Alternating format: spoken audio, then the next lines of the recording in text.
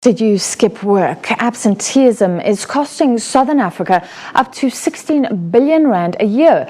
SADC health ministers and the private sector now are waking up to the value of coordinating their responses, and a meeting, the first ever of its kind, has been held.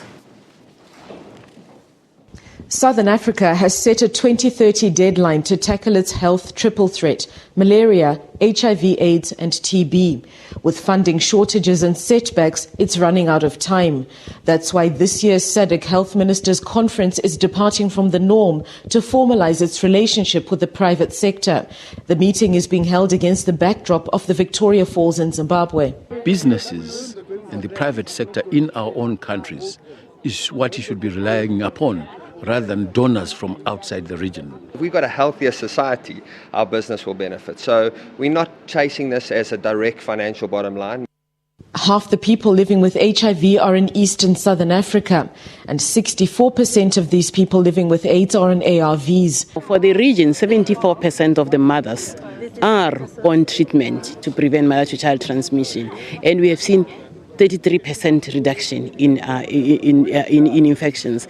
In some countries, for example, South Africa, mother-to-child transmission is now only at 2%. After making headway in its fight against malaria, South Africa has suffered a setback across its Mozambique and Swaziland borders.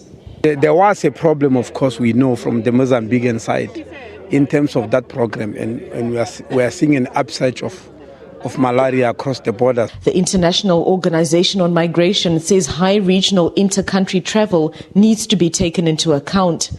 We need to include this type of population, the hard-to-reach populations like migrants, and see how we can improve these cross-border initiatives. At the end of the conference, health ministers are expected to adopt a resolution to set up a formal working group with the private sector. It also wants to introduce health reporting in corporate financial reports. Shinga Nyoka, SABC News, Victoria Falls, Zimbabwe.